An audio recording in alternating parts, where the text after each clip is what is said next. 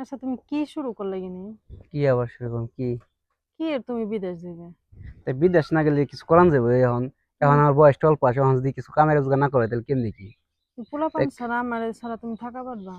এখন টাকার লেগে সবই করতে হবে। এখন যদি বিদেশ যায় টাকা কামাইলে দেখা যায় তোমাকে ভালো জামা কাপড় দিতে পারবো, আবার পোলাপান ভালো লেখাপড়া করান যাবো, আবার টাকা হলে আর কি সবই হয় আর কি, বুঝো নাই? ভালো বাড়ি ঘর করান যায়, এখন টাকাই তো সব। আমাকে কিছু লাগবো না, বাড়ি ঘর লাগবো না, ভালো জামা কাপড় পরা লাগবো না, তুমি কাল এখন দেশে থাকো। এই ধান এটা কিনে কথা, এখন যদি গুরু আছে পাইলে কি আর সংসারে চলবো কও? না চলো, তুমি করো, আমি কোনো কিছু একটা। ঘরের বউ কি করবো কও দিহালা?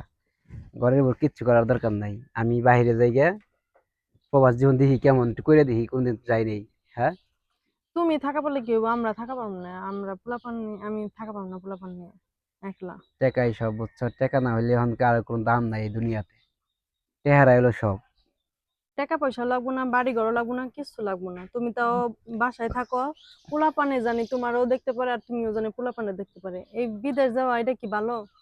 বিদেশ ভাল গেলে বছরের পর বছর থাকা লাগবো, কাউরে তুমি দেখা পারবে না, আর আমরাও চাইলে তোমার লগে কোনো দেখা করা পারো না। তা ঠিক আছে, দেখা যায় যারা প্রবাস করে, এটা সত্য কথা, প্রবাস যারা করে তারা বউ পোলাপান মা বাপ দুনিয়ার মায়া ত্যাগ করে যাইতে সবকিছুই হয়। বইলা যাওয়ার আর কি লাগে। বাংলাদেশে মায়া ত্যাগ করে যাইতে হয়।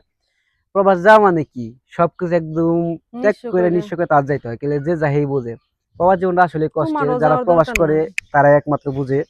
এটা ঠিক আছে। এখন আমি আমি তো চাই প্রবাসে যাইতে, ঠিক আছে। এখন আমার আমি বউ, চাই না, আমি চাই না যে আমার ছেলেরা তোমার আদরে বঞ্চিত হয়, কিনা আমি চাই না।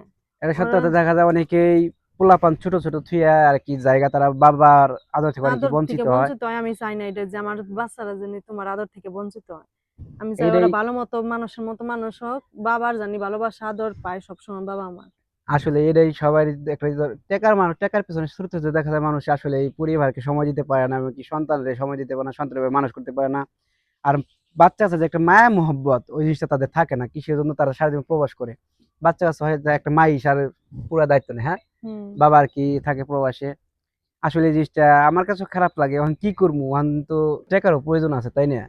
হ্যাঁ, কম। টাকার প্রয়োজন আছে, ঠিক আছে, আমার টাকা টুকার প্রয়োজন নাই, দরকার পড়লে আমি 3 বেলার ভাত 2 বেলা খাবো। তাও তুমি বাড়িতে থাকো, আমাকে কাছে থাকো, পোলাপানে জানি বাবা বাবারে কাছে পায়।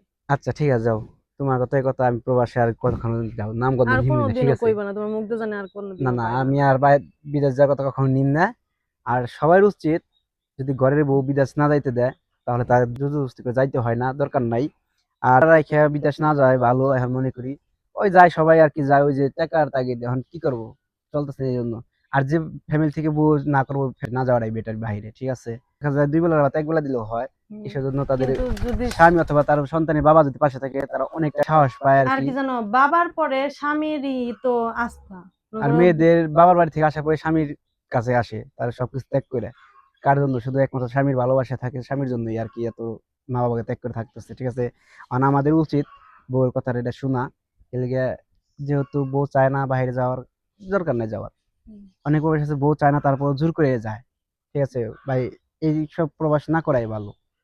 আর প্রবাস জীবন অনেক কষ্টে, যারা যারা করে তারা অবশ্য জানে। দেখা যায় বউ বাচ্চা মা বাবা ফ্যামিলি সবাইকে ছাইরা ঈদ কাউরে করতে হয়, কত দেখতেও পায় না, কিছুই যদি করতে কারো পারে এই না। দুনিয়া থেকে চলে যায় তাও তার দেখতে পায় না, ঠিক আছে। তাই ওই প্রবাস জীবনটা এমন একটা জিনিস। হ্যাঁ, ওই একই ভাবে খুব কষ্টে যায় যারা প্রবাস করে। যাই হোক, যারা প্রবাসী আছেন তাদের জন্য দোয়া করি। যারা যারা সুস্থ থাকেন, দেখে শুনে কাজ কাম করেন, সবার প্রতি ভালোবাসা রইল আমাদের।